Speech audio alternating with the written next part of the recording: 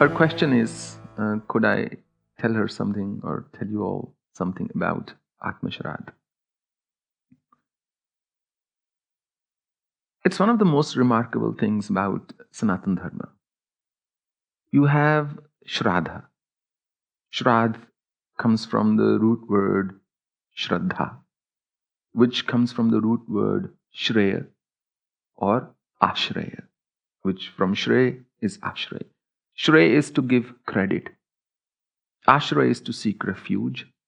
Shraddha is to have that faith based on the refuge you seek in the one you give credit to for all the good that is happening in your life. Shraddha is that process whereby you explicitly express that. In Sanatana Dharma, it is believed that our ancestors deserve that credit.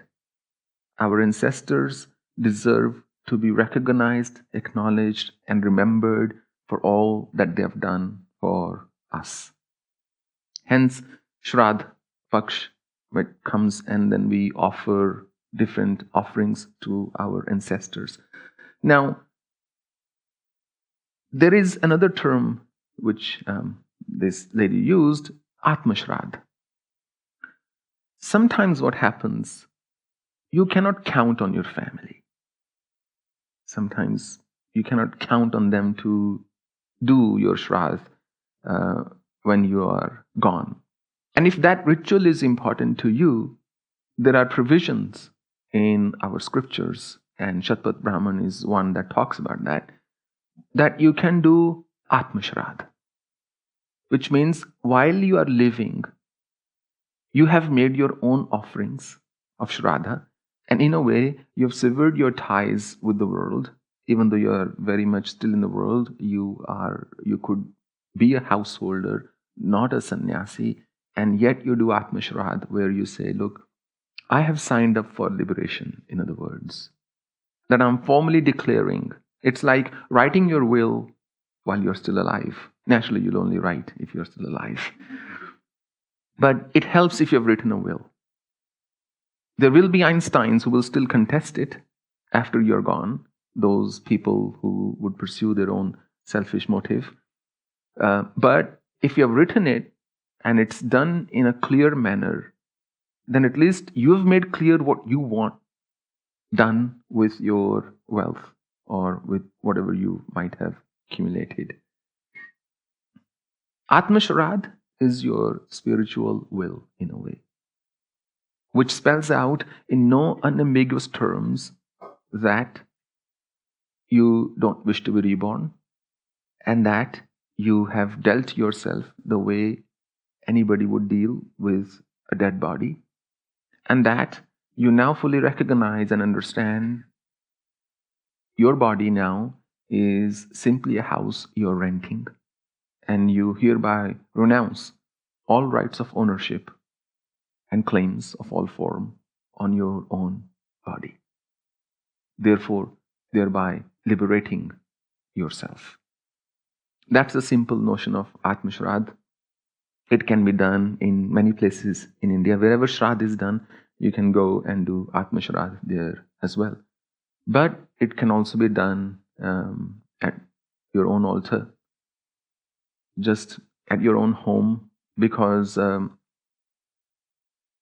I feel if your sentiment is right, there is no reason why you can't do it yourself.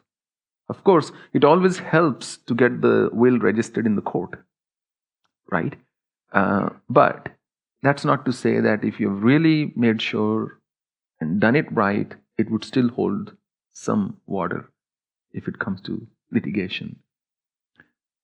Similarly, if you are doing Atma-Shradh by yourself, it's still a beautiful process. It is a process of surrendering yourself to the divine. Ideally, however, after you have done it, you are supposed to make changes in your lifestyle. Otherwise, it would just end up being a hollow act. But having said that, it's still won't be without fruits. It'll still be a good exercise to actually reflect deeply on your life and your death and make a pact with the universe that this is what I'm going to do, and hereby I, as I said, give up rights of ownership. Now, of course, broadly speaking, it appears to be a very pointless exercise in some ways. That really, will I be liberated? But you have to understand, Shariram yat vapnoti kramteshvara grihatani sanyati vairugandhani vashyat. That when somebody gives up their body, the vrittis travel with the soul exactly how scent travels with air or wind. So what happens is something remarkable. And there, I have to take the analogy of lucid dreaming to really convey my point. It is a state of consciousness, being alive. And not being alive is also a state of consciousness.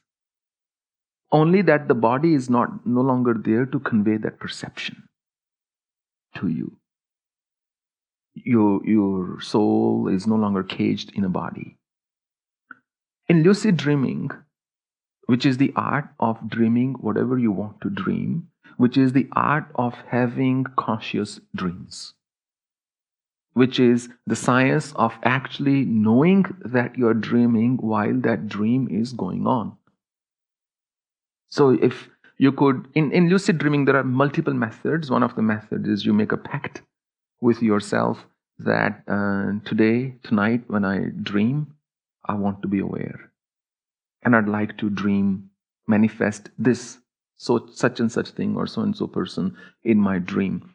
The greater your intention, the more powerful, more focused your concentration, the greater the likelihood for that lucid dream to occur exactly that way and you being aware while that is happening. Although, when that happens, it helps if you are slightly sleep deprived. The chances of lucid dreaming are much higher than much better. If you're not sleep deprived at all, if you're not breaking your sleeping pattern, then you would just fall asleep, have a dream, and not remember anything when you get up.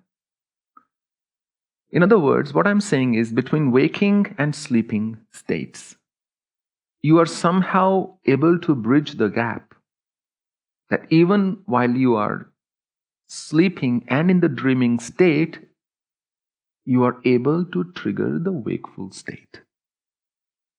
That somehow you are aware that I am dreaming. Now think about it. You are dreaming, but an aspect of your consciousness,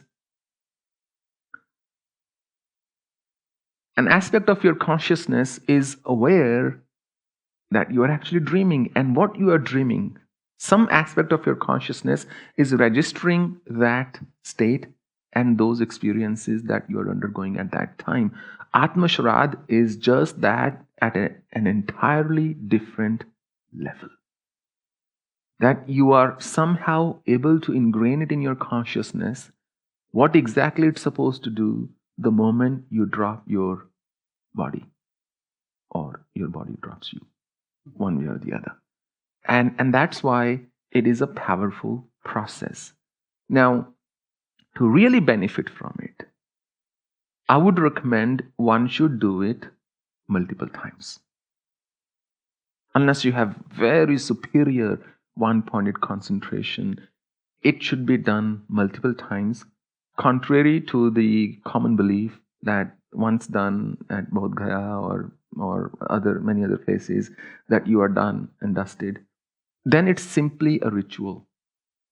But if you really want to benefit from it, it should be done with full consciousness multiple times, where you know exactly what you are saying, where you know exactly what you are hearing or listening, and not just some Sanskrit verses that are being chanted but you have no comprehension of at that time.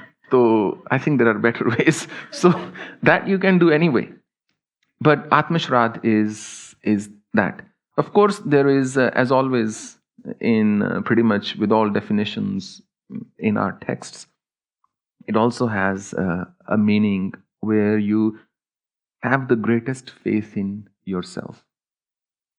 It is the process of strengthening yourself, believing in yourself, being able to depend on yourself, being able to count on yourself, being able to love yourself and live with yourself and coexist with yourself peacefully and happily. It's a challenge. It's not always easy. If you want to try it, sit alone in a room and see if you can coexist with yourself. How hard or easy that is. So Atma-Shradh is that now the person you seek the greatest refuge in is yourself. It's all the qualities of narcissism without any of the negativity. That you say, look, I get it. I'm on my own. And I have to rely on myself. Udred atma atmanam natmanam masade. Atma hi atmano bandhur atma virpuratmana. Bandhur atma atmanastasya ye natma vatmana jita. That you are your own greatest friend and your own worst enemy. If your mind listens to you, you are your friend. If you're constantly dragged by the emotions and the thoughts created by your mind, then you're your own worst enemy. So Atma-Shradh is that state from a spiritual perspective where your mind starts listening to you, and you in return have complete confidence in your mind, which in my humble opinion is also what awakening is all about.